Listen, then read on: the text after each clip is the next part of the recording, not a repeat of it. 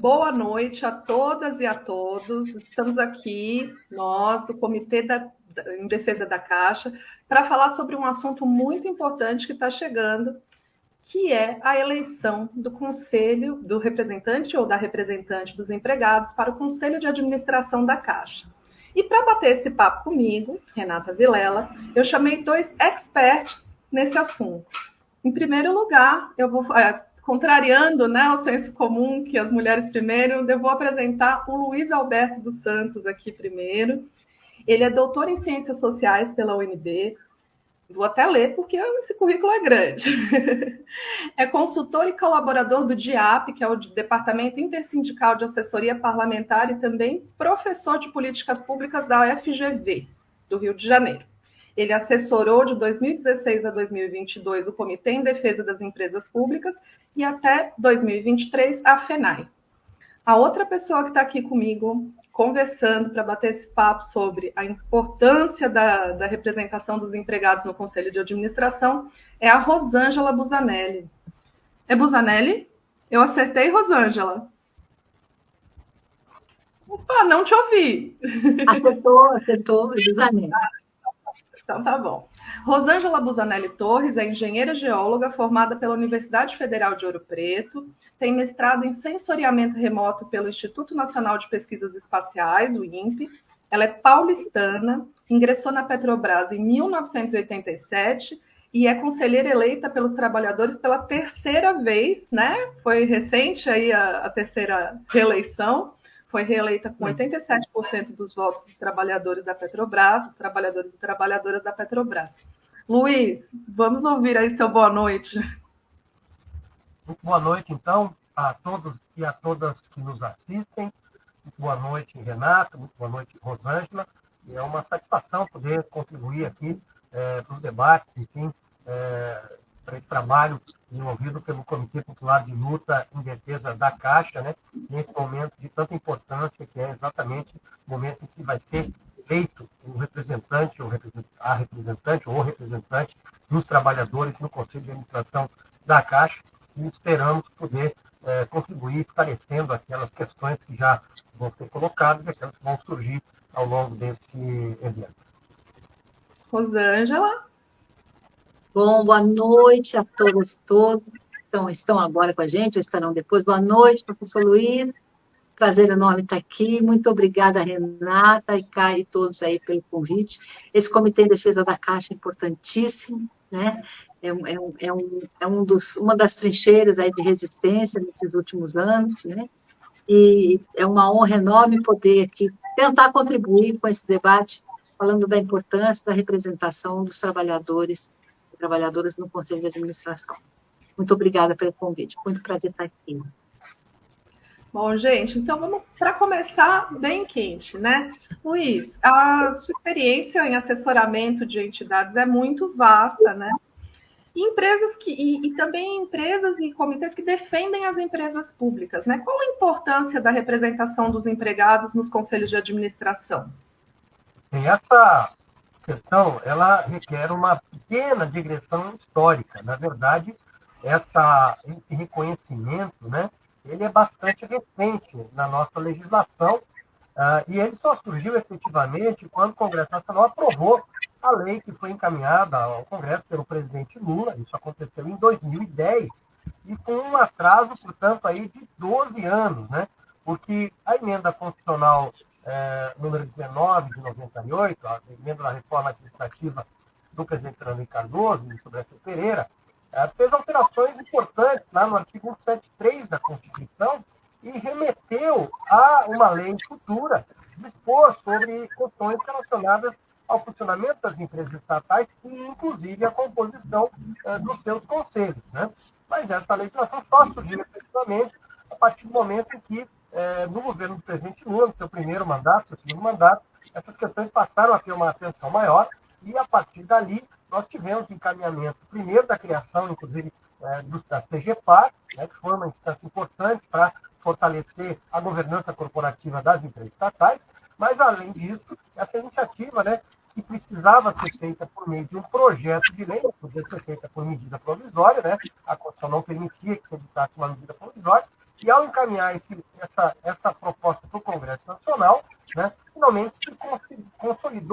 a nossa legislação o reconhecimento exatamente da importância da participação dos trabalhadores na gestão e na governança das empresas estatais.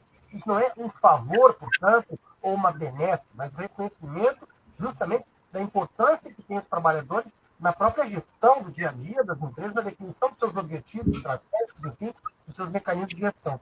E isso é, inclusive, uma tendência. A própria Organização para a Cooperação e Desenvolvimento Econômico tem incentivado, tem enfatizado a necessidade disso. Países importantes na Europa, como a Suécia, por exemplo, já tem a previsão dessa participação há muito tempo, e agora, exatamente neste ano, agora no mês de junho, está entrando em vigor uma lei na China, que prevê a participação dos trabalhadores, não apenas no Conselho das Empresas Estatais, mas de todas as empresas, inclusive empresas privadas com mais de 300 empregados. Então, vejam que há um movimento mundial em favor exatamente do fortalecimento dessa participação, porque ela representa efetivamente, né, o olho não apenas do dono, né, que é o controlador, mas daqueles que trabalham, que fazem com que a empresa avance, com que a empresa cumpra efetivamente a sua função, e notadamente no caso das empresas estatais, a sua função social. Perfeito. Rosângela, minha pergunta para você se baseia no seu site, aliás, é um site muito bacana, eu me informei muito por lá, e aí, pensando, para complementar essa fala do Luiz, eu gostaria de saber como funciona o conselho, porque você já está indo para a sua terceira gestão, né, como representante dos empregados do conselho. Como funciona, o que delibera o conselho, qual a importância desse conselho de administração que os trabalhadores conquistaram a duras penas, de acordo com o Luiz Alberto. Como funciona? Como é o dia a dia disso? Então, legal. O conselho, a gente ele fica muito distante do dia a dia do trabalhador. Eu mesma fui me aproximar quando me candidatei. Mas é o órgão que dá o direcionamento estratégico, que é a visão estratégica para a empresa. Para onde essa empresa vai, para onde o banco vai, né? Então, assim, é onde as decisões estratégicas são tomadas. Qual vai ser o plano estratégico, onde se vai investir ou não investir, ou desinvestir, né, como foi o caso aí dos últimos anos na Petrobras. Então, ele é um fórum máximo, né, está todo regulado, aí, como o professor Luiz já colocou, as estatais têm toda uma regulação para a composição desse conselho, e, assim, no caso da Petrobras, o conselho se reúne uma vez por mês, né, excepcionalmente mais, né, são reuniões ordinárias mensais, onde são discutidas todas essas questões estratégicas. A gente passa o ano visitando, né, a elaboração do plano estratégico da empresa, que ele é um plano que hoje, a gente chama estratégico, mas, na verdade, ele é o quinquenal, que também é uma exigência legal, são 5 anos, o de longo prazo a gente não vê desde 2014, 2013, acho que o último elaborado foi 2016. Mas todo o direcionamento estratégico da empresa, pública ou estatal, ela é definida, ela como se diz, ela é determinada, em última instância, pelo Conselho de Administração. E ele tem a função também de fiscalizar a diretoria, tem função tem várias funções importantes, né? Ele não é a gente tem, geralmente, a diretoria executiva, que é quem está ali no dia a dia, que está executando, que está planejando e elaborando, mas as decisões críticas que vão definir o futuro desta empresa, dessa instituição pública, seja banco ou indústria, elas passam pelo Conselho de Administração. Então, a gente reúne ordinariamente uma vez por mês, a cada trimestre, no caso da Petrobras, não sei como as outras estatais funcionam, deve ser parecido. A gente tem uma extraordinária para o balanço daquele trimestre e, eventualmente, em casos excepcionais, a gente tem uma reunião extraordinária. E aí são assuntos muito críticos, muito importantes, são assuntos de governança, são assuntos corporativos, são assuntos que vão determinar os investimentos, como a empresa vai atuar dali, no caso desse plano quinquenal, que a gente chamava de PNG, que hoje chama estratégico, como vai ser a Petrobras nesses próximos 5 anos. Esperamos, eu ainda estou aguardando desde 2020, quando eu assumi, um plano que olhe para a Petrobras daqui a 15, 20 anos, 30, como a gente fazia antes, né? Mas é importantíssimo. Então, assim, e quando a gente... o funcionamento é basicamente esse, né? E o volume de pauta, o volume da pauta geralmente é muito grande. A gente, às vezes, passa 12 horas, 10 horas de reunião, discutindo, vendo apresentações, enfim. Enfim, a representação dos trabalhadores ali é importantíssima, porque a composição do conselho, no caso da Petrobras especificamente, eu não conheço as demais, mas a composição, ela, via de regra, os dois únicos cargos no conselho que podem ser do quadro da empresa é o representante dos trabalhadores, né, a representação dos trabalhadores, ou a presidência da empresa. Os demais são todos de fora e tem uma série de regras. Então, assim, a visão do trabalhador que constrói essa empresa, essa instituição no dia a dia, ela é importantíssima ser levada para o conselho, porque nós, via de regra, assim, na minha experiência até aqui, nós somos aqueles que conhecemos melhor a empresa, porque estamos ali no dia a dia, a gente está ali nessa construção. Então, é fundamental, o conselho é estratégico, é fundamental a presença desse representante dos trabalhadores lá dentro. Perfeito. Professor Luiz, retomando um pouco, a gente estava conversando no off, enquanto a gente ainda não estava ao vivo, nós estávamos conversando sobre as mudanças que aconteceram nos conselhos de administração das empresas públicas há 6 anos atrás. Então, professor Luiz, você pode contar para a gente um pouquinho quais foram essas mudanças que ocorreram nos últimos 6 anos, como era antes, qual é a importância dos conselhos para a decisão das empresas hoje e como era antes?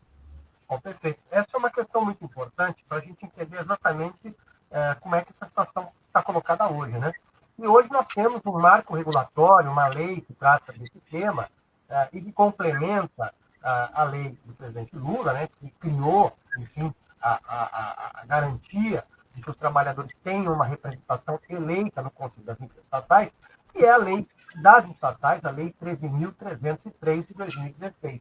Essa lei, ela foi editada a partir de uma comissão que foi criada lá no Congresso Nacional, que elaborou um anteprojeto de lei. Esse anteprojeto de lei tramitou no Senado Federal, depois foi para a Câmara, depois voltou para o Senado.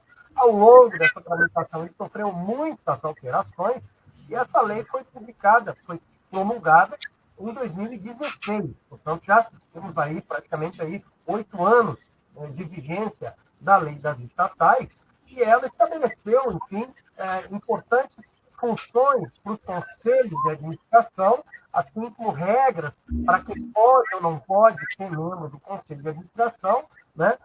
E, de certa forma, assim, ela fortaleceu o papel dos conselhos de administração no âmbito das empresas estatais, né? Vejam que nem todas as empresas estatais são sociedades anônimas, né? Aliás, havia naquela época essa pretensão de que todas as empresas virassem sociedades anônimas. Inclusive, durante o governo Bolsonaro, houve tentativas de colocar a Caixa Econômica Federal como sociedade anônima, o que facilitaria até, de certa forma, posteriormente, medidas de alienação de capital e privatização. Mas isso não se concretizou. Mas, ainda as empresas, todas as empresas estatais, têm que ter um conselho de administração.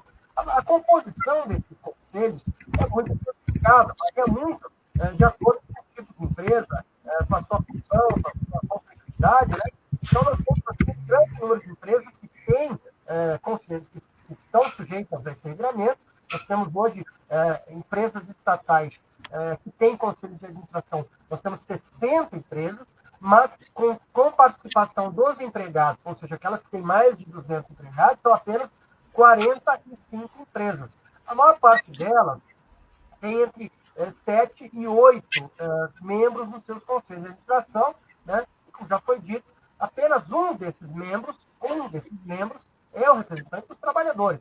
Nós temos, e a lei das estatais trouxe isso, né, a figura do conselheiro independente, que é alguém que não tem ligação com a empresa, né, de certa forma, isso até coloca a empresa um pouco vulnerável à visão do mercado, né, porque vai ser uma pessoa de fora, que não tem nada a ver com o serviço público, com a administração pública, com a própria empresa, e que está ali exatamente, né, influenciando as decisões. Mas os conselheiros, e tanto os conselheiros representantes dos trabalhadores quanto os demais, têm um leque de tarefas, de responsabilidades muito grande, que começa com a lei das sociedades anônimas, mas que é detalhado exatamente pela lei das estatais. E aí nós temos, precisamente, né, como competências desses membros do Conselho, primeiro, eles têm que aprovar anualmente uma carta anual de política pública, dizendo lá os compromissos que a empresa estatal tem que observar, tem que buscar para atingir objetivos de políticas públicas. E quem define as políticas é o governo.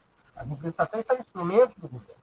E tem que aprovar também uma carta anual de governança, abordando uma série de fatores, como dados econômicos financeiros, estrutura de controle, fatores de risco, né? Isso aquilo que interfere no desempenho da empresa. E eles têm que, obviamente, né, também fiscalizar a gestão da empresa, ou seja, avaliar os diretores da empresa, fiscalizar os atos de gestão, e eles, conselheiros, são também gestores, eles também são responsáveis pela administração, pela gestão da empresa. Então, é um papel de extrema responsabilidade. Não é um passeio, não é ir lá tomar cafezinho, olhar para as paredes. Não. Um conselheiro de administração, ele precisa estar muito atento àquilo que vai ser levado à discussão nessas reuniões, em geral mensais, como já foi dito, né? Mas que podem ser mais reuniões do que uma por mês, tem temas, às vezes, urgentes, reuniões extraordinárias e tal. E essas reuniões, elas são precedidas pela preparação de material técnico, né, de documentação, que os conselheiros têm que ler, têm que entender, têm que formar o seu juízo para externar o seu voto. Então, quando eles votam, eles estão assumindo uma responsabilidade junto à empresa e junto ao próprio governo, que é quem controla aquela empresa. E isso impõe a eles aquilo que na lei das sociedades anônimas se chama de dever de diligência, ou seja, ele tem que estar muito esperto ali para julgar e votar nas reuniões do Conselho com muita responsabilidade. Qualquer falha, qualquer erro, qualquer irregularidade, que ele tenha conhecimento e não vote contra, e não registre o seu voto contrário, ele é pessoalmente responsável pelos prejuízos que aquilo possa causar ao erário. Então, é uma função que exige uma qualificação, uma responsabilidade, uma atenção muito grande, e o conselheiro, portanto, tem um papel central na condução dos trabalhos daquela empresa em que ele representa os empregados. Perfeito. Curiosamente, essa última parte da sua fala já adiantou um assunto que eu gostaria de falar com vocês dois, que é qual é o principal desafio do conselheiro. O professor falou agora uma questão muito importante, que o voto do conselheiro recai sobre ele, sobre a vida pessoal dele, laboral, e se ele, com as penas da lei, com o rigor da lei. Rosângela, como é lidar com isso? Exige confidencialidade? Que tipo de assessoramento você tem? Como isso acontece? Lidar com isso é bastante delicado. O representante dos trabalhadores, ele anda sempre no fio da navalha, né? Por quê? Porque todo conselheiro, né, como o professor Luiz colocou brilhantemente, a responsabilidade é imensa. A gente tem o dever de diligência, o dever de estar informado. Então, assim, na rotina, a gente recebe o material 7 dias antes, é um material super extenso, e nós devemos estar informados para poder votar, né? Então, é muito difícil, né? E nós, representantes dos trabalhadores, a gente vive um conflito, né? A gente vive um conflito que é inerente à nossa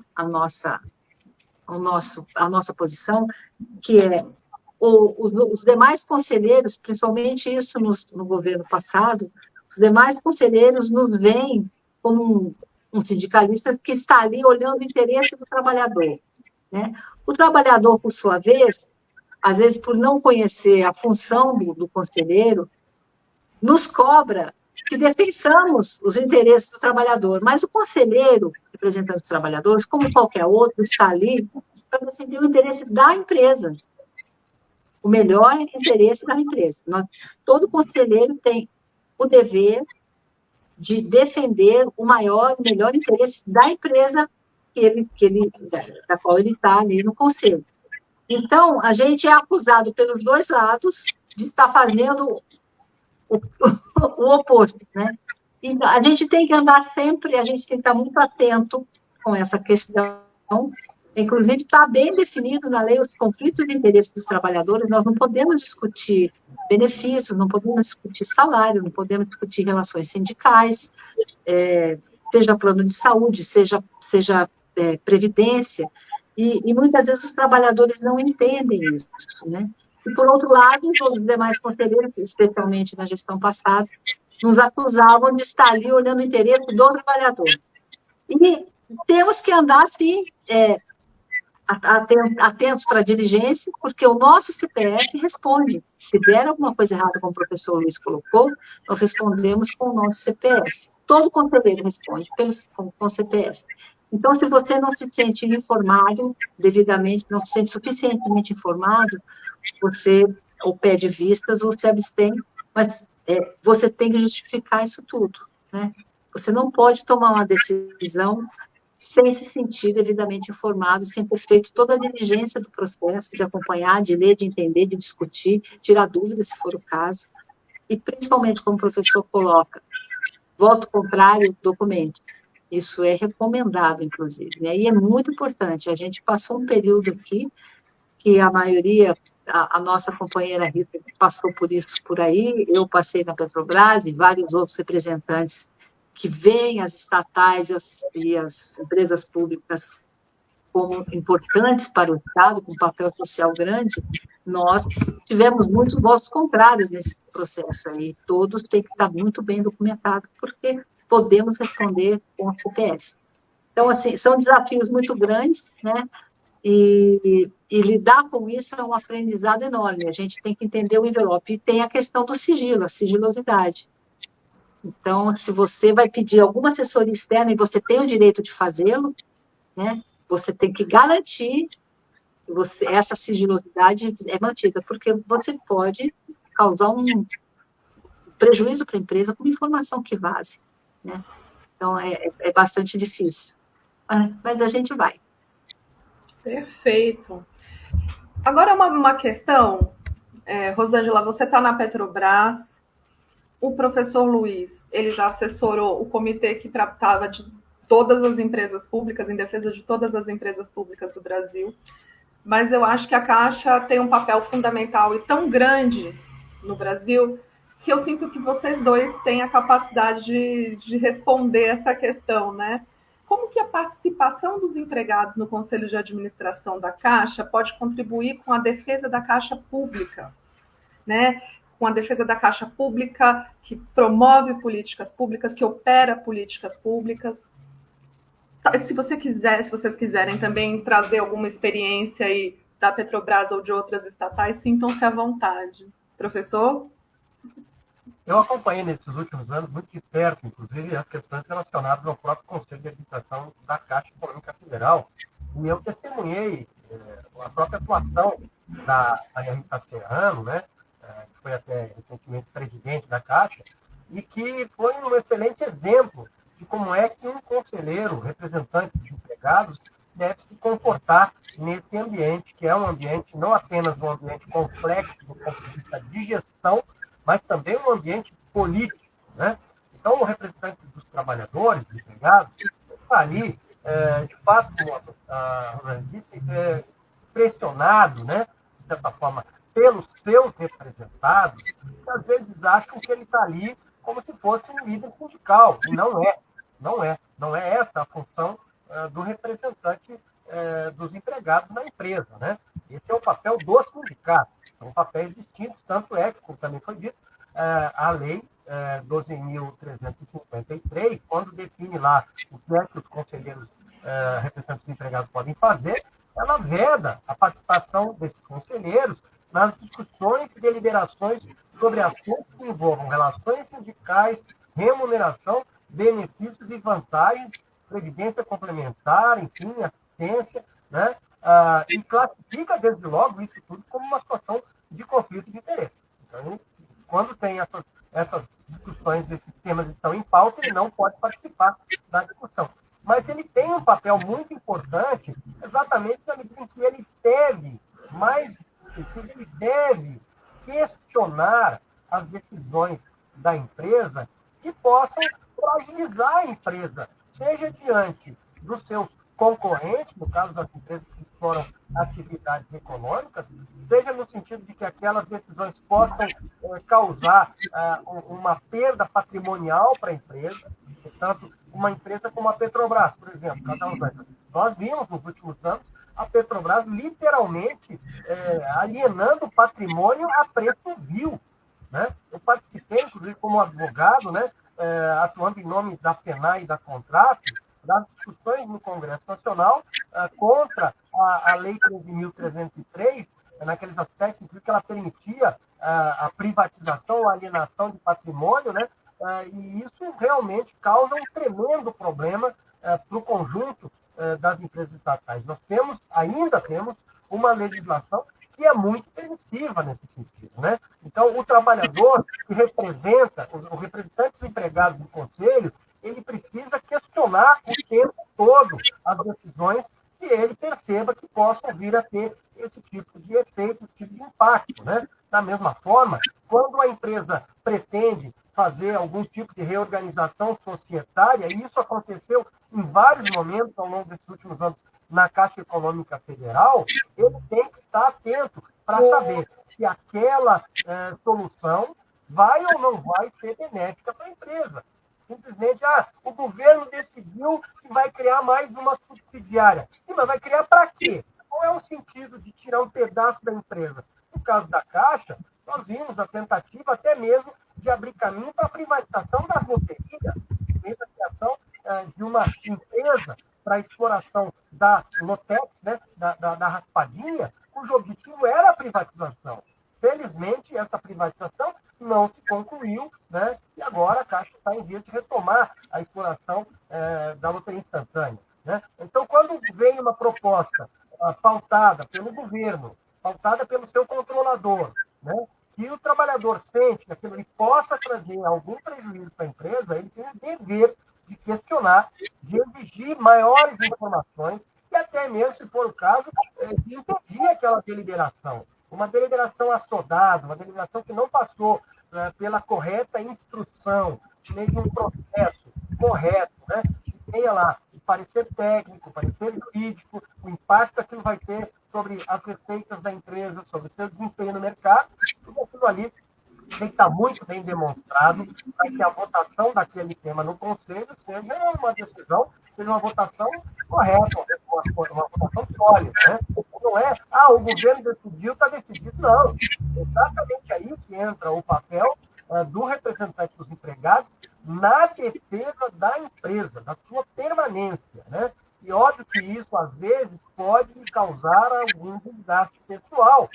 Ocorreu em vários momentos, quando era presidente da Caixa, Pedro Guimarães, né, em que ele, com aquele estilo de trator, criava situações que tiravam ali até mesmo o assédio moral em relação ao conselheiro, também em relação à própria conselheira representante dos empregados. Então, o conselheiro que representa os trabalhadores, ele tem que estar preparado para fazer essa disputa. Não pode se sentir inferiorizado, subordinado pelo fato de ser empregado. Não, ele está ali como conselheiro, ele tem um mandato e ele tem obrigações. Obrigações, sim, de defender a empresa, mas na defesa da empresa, a perspectiva dele é a perspectiva do interesse público, que, em última análise, também é o interesse dos empregados, que vai preservar a empresa, vai preservar os empregos, vai aumentar a sua capacidade de geração de receita, de lucro, de dividendo para o próprio governo. Enquanto que, como a gente viu recentemente em casos envolvendo a Petrobras no governo passado, né, privatizações de ativos que foram feitas a troco de banana, em um ano a Petrobras pagou para a empresa que comprou aquele ativo mais do que ela recebeu na privatização da Criativa. Então, realmente, precisa ser olhado com muita atenção. Olha, antes de passar para a Rosângela responder também a parte dela, eu quero ler o comentário da Rita Serrano, que foi tão citada, né, como uma conselheira que foi uma referência para outros e outras conselheiras de outros e outras empresas, aliás, de outras empresas públicas. A Rita comentou aqui, parabéns ao comitê pela iniciativa. Luiz é um dos maiores especialistas no tema. Muito obrigada, Rita. O Serginho também comentou aqui, alto nível dos participantes, parabéns, muito obrigada. E agora vamos lá, Rosângela, se você puder falar aqui para a gente, né, como você vê que possa haver uma contribuição para a manutenção de uma caixa pública que atenda a sociedade. Somos todos ouvidos aqui. Então, não, a contribuição do representante da representação das trabalhadoras e trabalhadores é fundamental para essa manutenção, né? Porque, via de regra, esse trabalhador, esse representante, estando dentro da empresa, né, estando dentro da Caixa, ele conhece a potencialidade, conhece o dia a dia, conhece a empresa melhor do que qualquer outro conselheiro. Né? E aí, a gente tem, né, como representação dos trabalhadores, a gente, conhecendo a empresa que a gente trabalha, a gente consegue argumentar com muita consistência, né?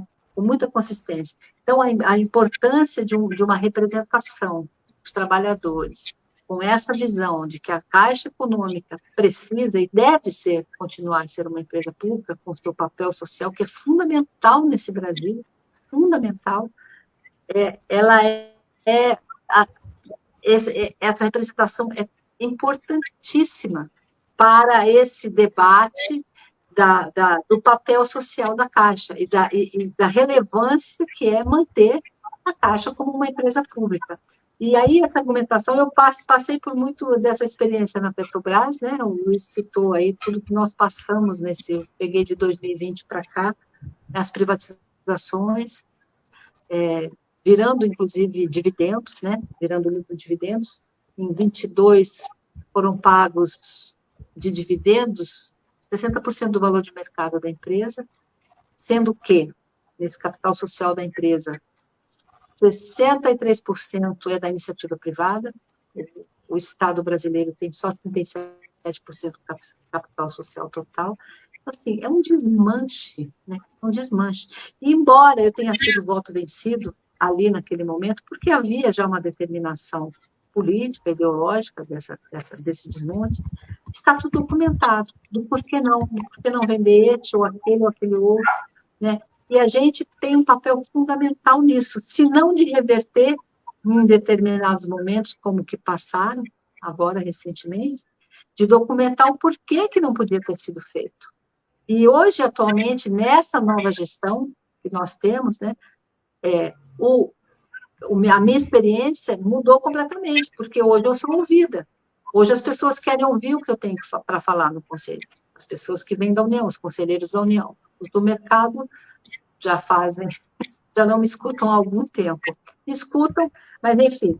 Então, assim, a presença da representação dos trabalhadores na defesa das estatais como estatais, na defesa do papel social dessas estatais, é fundamental, porque mais do que ninguém, nós conhecemos a empresa que trabalhamos e nós argumentamos muito bem tecnicamente do porquê delas continuarem sendo estatais ou públicas e desenvolvendo o seu papel social. Acho que é fundamental a nossa participação. Se não tivéssemos lá, tudo passaria, inclusive o que passou passaria como a melhor decisão. Não deixamos fazer isso. Não deixamos. Pelo menos. Perfeito.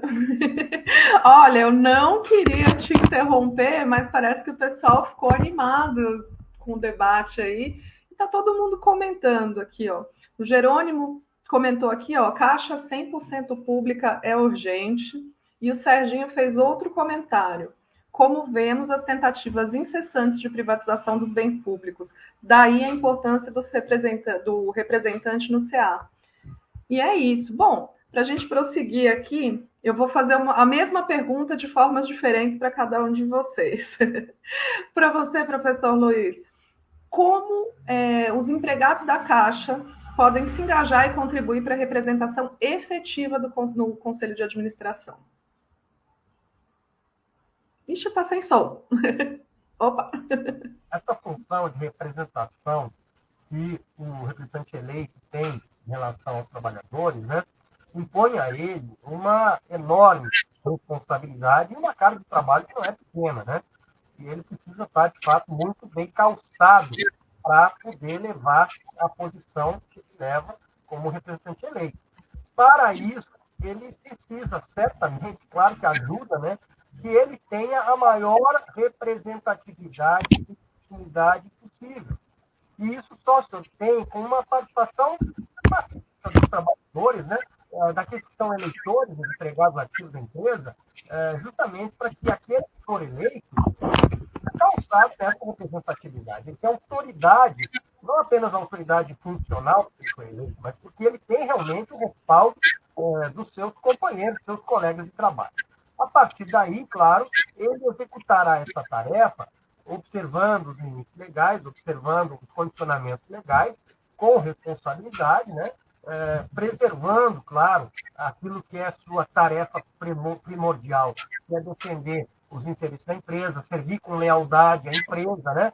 Observar o sigilo das informações, aquilo que ele não pode divulgar, né? Ou seja, aquilo que ele tem acesso ali, que é informação privilegiada, né? Mas dentro desses limites, ele tem o dever, o direito, a obrigação até, de sempre que for necessário, requerer informações adicionais, cobrar da empresa a correta instrução dos processos, para que ele possa, de fato, fundamentar os seus votos e agir em defesa exatamente da natureza da empresa estatal, da empresa pública, né, que é de beneficiar e atender ao interesse comum, ao interesse da sociedade. Hoje nós estamos ainda vivendo aí, né, nós estamos vivendo um momento, como bem disse a Rosângela, um momento favorecido. O presidente Lula, quando venceu a eleição, realmente virou completamente o jogo, porque hoje não se fala mais em privatizações, né, como se falava no governo Bolsonaro. O governo Bolsonaro dizia, olha, eu só vou deixar 4 ou 5 empresas, vou privatizar tudo. Né? Se ele não tivesse enfrentado alguns obstáculos do caminho, uma festa para o mercado vendendo as empresas estatais a troco de banana. Né? Algumas até chegou a colocar em liquidação, no caso da Ceitec, uma empresa de tecnologia lá no Rio Grande do Sul. Né? No governo Lula, acabou. Essa empresa mesmo, que ia ser liquidada, agora vai ser fortalecida.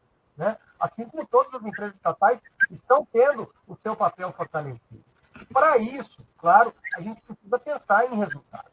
Mas a questão do resultado, vejam como o mercado distorce, às vezes, as informações. Né? Recentemente, o Banco Central soltou um dado aí, dizendo que as empresas estatais tiveram déficit em 2023, um déficit de 2 bilhões e 400. Ai, meu Deus do céu, que déficit horroroso, né? Pois bem, esse relato, esse dado do Banco Central, na verdade, se refere às empresas estatais federais, excetuando dessa conta Petrobras. E ainda assim, esse número, esse déficit, é menor do que foi verificado em 2022, é menor do que foi verificado em 2021, ou seja, não é um número absurdo, não representa absolutamente nenhuma anormalidade, porque as empresas dependentes que tiveram um resultado líquido negativo em 2 bilhões e 200 em 2022, são aquelas empresas que prestam serviço público, que muitas vezes nem têm receitas próprias suficientes, dependem exatamente por isso, são dependentes do Tesouro, né? Agora, as grandes empresas estatais que têm gerado e geram sucessivamente resultados líquidos expressivos para o governo, como é o caso do Grupo Petrobras, do próprio BNDES, do Grupo do Banco do Brasil e da própria Caixa, do Grupo Caixa, né?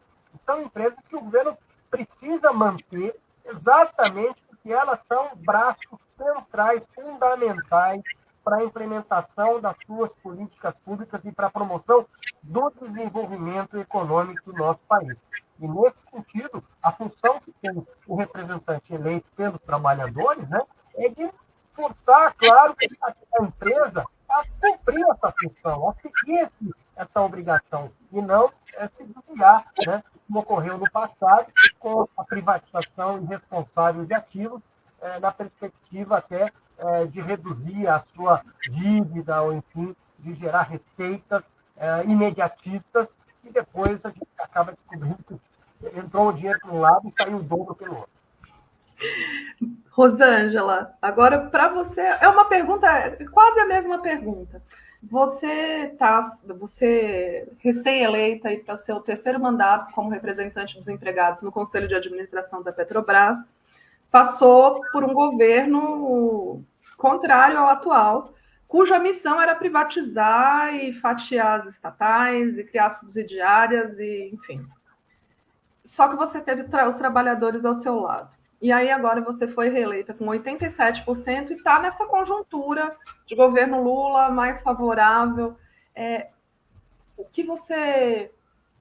Qual foi a importância do apoio dos seus colegas empregados e trabalhadoras da Petrobras para que você conseguisse atuar num cenário tão adverso como foi durante o governo Bolsonaro? Renata, foi fundamental. Fundamental, porque o trabalho lá dentro do Conselho, nossa, eu peguei a fase da pandemia ainda, né? Foi um pouco pior do que o normal. Então, tinha esse isolamento geral. E o trabalho de um conselheiro, ele é muito solitário, né? Ele é um trabalho de bastidor. Então, a gente não pode compartilhar as nossas angústias, não pode compartilhar a maior parte das informações, né? É uma relação de muita confiança que tem que se estabelecer, porque a gente não pode falar tudo. E então, quando eu fazia uma declaração de voto, né, naquela época, no governo anterior, por que eu tinha votado contra a venda das várias coisas que foram vendidas, e eu podia só apenas divulgar aquilo que era público, porque os outros motivos que tem a proteção do sigilo, eu não poderia falar, e essa interação, né, é fundamental que a representação dos trabalhadores tenha essa troca com os trabalhadores e trabalhadoras que representam. E essa troca, ela é fundamental. Então, esses apoios que vinham, né, isso mesmo, isso vai ser o caminho, ele é fundamental, porque foi um período muito sofrido. E o trabalho é um trabalho de bastidor, é um trabalho muito só, né? E a gente só não se sente mais só porque a gente sabe, né, como a gente foi eleito, né, a representação foi eleita, teve uma votação representativa, né? Eu ganhei em primeiro turno as 3 eleições, cada vez com mais. Isso nos dá, não só para a gente atuar, né, como representante, isso nos dá muita força para nós mesmos, e reafirmação de que é esse o caminho, de que é isso que os representados esperam de nós, como nos dá muita força dentro do próprio conselho. Você chegar num conselho de administração com uma votação expressiva, você tem uma outra influência ali dentro, né? Então, assim, essa interação, essa participação da base, interagindo com a gente o tempo todo, participando das eleições, ela é fundamental para a gente ter força de atuar ali dentro, né? Independente do governo que esteja. Claro que estamos num governo infinitamente melhor, né? Lutei muito por isso. Mas, independente disso, da gente não perder o nosso foco e a nossa visão da importância e do papel de uma empresa estatal e de uma empresa pública. Então, é fundamental que esses trabalhadores e trabalhadoras participem maciçamente do processo eleitoral e participem do mandato, trazendo informação, interagindo, olha, por aí mesmo, ou não vamos refazer, enfim. Essa interação, ela nos fortalece. Como representante, como indivíduo representante, a gente vai mais seguro, e dentro do próprio conselho, com muito mais influência e representatividade mesmo, né? Então, a nossa influência aumenta muito. é fundamental essa interação e essa participação de cada trabalhador e trabalhadora. É o que nos sustenta. É na luta que a gente se encontra, né? É. Eu quero começar agora um bloco, né? Com as pessoas que estão assistindo a live. A coordenadora do comitê em defesa da Caixa, ela mandou um comentário aqui maiorzinho, vamos ler aqui, dizendo: importante a defesa das estatais, a construção do discurso... calma. Importante a defesa das estatais. A construção do discurso privatista precisa ser desconstruída. É uma linguagem que leva a população a repetir o que os interessados na compra pagam para que a mídia publique. Não tem sentido a população construir nossas estatais e depois que estão plenas e para prestar o serviço público serem privatizadas, prestando um péssimo serviço e gerando lucro para meia dúzia. A Márcia ainda completou: parabéns a Rosângela pelo excelente trabalho como representante dos trabalhadores da Petrobras, que repercute na vida de todos os brasileiros e brasileiras. Já a Lilian Cabral, para fechar esse bloco aí da audiência, perguntou: vocês reportaram um desmanche do governo anterior ao conselheiro? Pode, com a declaração de voto, reverter de alguma forma? Como que o conselheiro pode reverter esse desmanche que foi feito no governo anterior? Vocês veem alguma possibilidade dessas grandes perdas que houveram na Petrobras, que houve na Caixa? Há alguma forma de lutar contra isso agora? Um representante dos empregados no Conselho de Administração consegue lutar contra essas perdas? Eu vou aproveitar essa pergunta, né, para recolocar um debate que nós fizemos no Comitê em Defesa das Empresas Públicas, quando o comitê publicou, inclusive eu fui o responsável pela tradução desse documento, né, o livro O Futuro é Público, que foi publicado na Europa pelo Transnational Institute, que é sediado na Holanda, que é uma ONG que estuda em profundidade, em escala mundial, as experiências de estatização, reestatização, enfim, de retomada dos serviços públicos privatizados, o que demonstrou cabalmente, né, nesse longo estudo, que envolve a experiência de cerca de 40 países, né, experiências das mais importantes de retomada de serviços públicos e de melhoria da qualidade dos serviços públicos a partir exatamente desse movimento.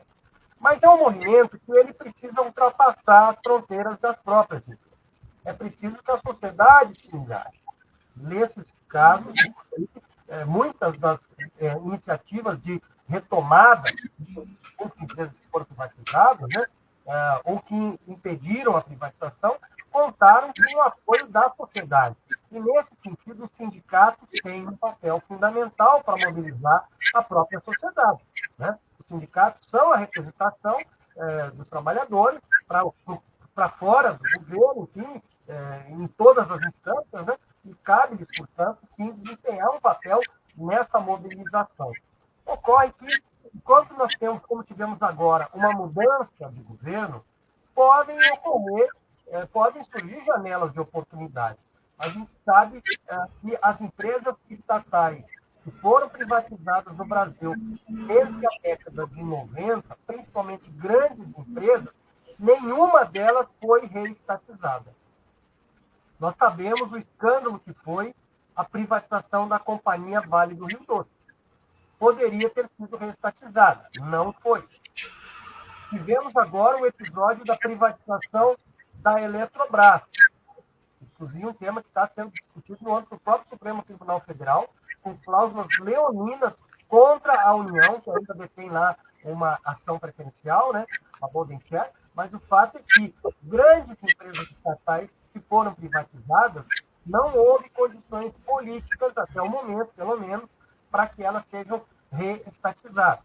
O que nós conseguimos fazer é impedir a continuidade de processos de privatização e temos que estar atentos, porque, embora o presidente Lula seja, enfim, vinculado, né, a uma visão de Estado que fortalece o protagonismo das estatais, o governo não é só ele. Nós temos diferentes partidos na composição do governo que não têm a mesma ideia. Por exemplo, nós temos ministros, inclusive ministros do centrão no governo, né? Pessoas que não rezam pela mesma cartilha, que não vão ter problema algum de, por exemplo, deixar passar uma proposta de privatização de alguma coisa lá no seu ministério, né? Então, é preciso estar muito atento a tudo isso. Recentemente se concluiu um processo de privatização que começou no final do mandato do presidente Bolsonaro, e cujo leilão de privatização foi realizado já no apagar das luzes daquele governo. Ou seja, uma irresponsabilidade. Privatizou-se a operação da linha de metrô de trem urbano, né, em Minas Gerais. Se fosse hoje, eu não tenho dúvidas que o governo não apoiaria essa privatização. Mas ele já pegou o fato consumado e agora, em fevereiro, né, a empresa que venceu o leilão, que foi realizado lá em dezembro, finalmente integralizou lá, pagou as ações e morreu o assunto, né? Pode ser retomado? Pode. Em algum momento isso pode acontecer. Tivemos agora no Rio Grande do Sul um debate importantíssimo, quando houve lá uma situação de calamidade pública, né? Um ciclone que devastou a região metropolitana de Porto Alegre e causou enormes problemas lá de abastecimento de energia elétrica, porque houve queda de torres, de fiação, de postes, árvore caindo e tal, e a empresa que assumiu a prestação do serviço de energia elétrica na região, uma empresa, ela era estatal, foi privatizada, e a empresa privatizada não queria nem saber. Aí foi um desespero, o governo do Estado, a prefeitura, até o governo federal entraram. Aí surgiu a questão, não é o caso de retomar essa concessão? Às vezes pode ser o caso de retomar essa concessão, por má qualidade do serviço do Estado. Mas é um debate complexo, do ponto de vista econômico e também do ponto de vista político. Daí a necessidade de que se construa um apoio social, né, para que processos de privatização possam ser revistos. Inclusive, quero deixar essa recomendação aí para todo mundo que está assistindo a live. O livro Futuro é Público é excelente, é muito bom, é fundamental, né, ter conhecimento dessas experiências no exterior, no mundo inteiro, que fizeram a diferença e que fizeram com que a população voltasse a ter serviços de boa qualidade, cobrados de acordo com o que a população pode pagar, né? Isso também é bastante importante. E que experiências inspiradoras para que a gente persiga, né? Siga perseguindo esse objetivo aqui no Brasil, né? O professor citou aí a Vale, e nós vimos desastres terríveis causados pela Vale. Será que se essa empresa ainda fosse pública, se fosse do povo brasileiro, nós veríamos, né, essa situação tão triste de perda de vidas, de contaminação do solo, da água, de destruição do país, né? Eu acho que é muito importante a gente ler esse livro e ter ciência de que essas empresas podem ser reestatizadas. Eu acredito que esse livro ainda esteja online gratuito para todos e todas, não está, professor? Sim, está disponível, sim. Que ótimo. Rosângela, para acabar aqui, a gente vai se aproximando aqui do fim. A gente gostaria que você desse, né, no auge do seu terceiro mandato, um conselho para os empregados da Caixa que têm interesse em se envolver mais ativamente nos assuntos da governança e representação interna da empresa. O que você diria para quem quer estar por dentro da empresa, da governança da empresa? Para os colegas aí que estão disputando aí, vão disputar essa próxima eleição no Conselho de Administração da Caixa? Olha, eu sempre digo assim, o que me motivou, por exemplo, a candidatura, eu ia aposentar em 2020, e o que me motivou a candidatar para o Conselho de Administração, e aí eu tive que abrir mão do programa lá de incentivo, né, demissão voluntária, e abrir mão da aposentadoria à época, foi o coletivo, né? Eu acho que essa representação, essa carreira de representação corpo técnico de uma empresa, né, de uma instituição pública, ela não pode ser solo. A gente é representação dos trabalhadores, então é preciso que seja uma construção coletiva, porque a gente, com o coletivo junto, como eu disse ali atrás, a gente se fortalece. Porque não é uma missão fácil, é uma missão extremamente difícil, extremamente, muita dedicação, muito debate, muito, assim, a gente tem uma dedicação muito grande, né, para poder fazer bem feito, para poder tentar fazer o melhor possível, pelo interesse da empresa, levando a visão dos trabalhadores. É para isso que a gente está lá, a gente defender a nossa empresa, mas com a visão, a ótica de quem nela trabalha. Esse é o nosso papel. Isso não é fácil. E para fazer bem, a gente tem que dedicar muito. E muitas vezes a gente passa por períodos, como passamos recentemente, né, até o governo passado, críticos, onde você chega a duvidar de si mesmo, né? Quando você está debatendo, no caso eu debatia com mais 10 pessoas que pensavam o oposto de mim, né? E o que me fortalecia ali era saber que tinha um coletivo comigo. Então, é muito importante que a gente pense, olhe também para a carreira gerencial, sim, né? Porque às vezes a gente tem a gente que é mais progressista, mais de esquerda, a gente tem, pelo menos na Petrobras, a gente percebe uma certa resistência, né? A gente quer mais dedicar a carreira. É importante para a carreira gerencial também, mas é importante muito a gente estar lastreado nesse coletivo, principalmente quando você inspira, quando você almeja uma representação, né? Porque é esse coletivo que vai ajudar você a se eleger e, principalmente, é esse coletivo que vai te fortalecer para os debates que não são fáceis, que muitas vezes são terríveis, né? Principalmente no passado, e a gente não sabe como vai ser daqui a um tempo. Então, assim, é o coletivo que nos fortalece e que nos permite fazer um bom mandato em defesa das nossas empresas públicas e estatais, porque estamos lá para representar esse corpo técnico que está lá. Então, é fundamental essa construção coletiva. Não tentem fazer carreira solo, a gente não aguenta, não consegue. É coletiva, essa carreira é construída pelo coletivo. Aí a gente vai para frente. É isso. Perfeito, gente. Olha, eu acho que essa mensagem, com essa mensagem aqui da Rosângela, a gente vai terminar a live. E eu gostaria de dizer para vocês que se houver um segundo turno, né, nas eleições para a representação dos empregados no Conselho de Administração da Caixa, o Comitê em Defesa da Caixa vai promover um debate dos concorrentes do segundo turno. E estamos aí abertos e disponíveis ao contato, mandem suas mensagens, continuem nas nossas redes sociais, escrevam. Quem sabe nós não consigamos bater mais papos aí nas próximas noites. Quero agradecer a todas e todos que acompanharam a live, agradecer o carinho de quem comentou e agradecer principalmente ao tempo do professor Luiz Alberto, ao tempo da Rosângela, que se dispôs aqui a conversar com a gente. E é isso, gente. Vamos ficando por aqui. Um forte abraço a todos e todas. Tchau, tchau.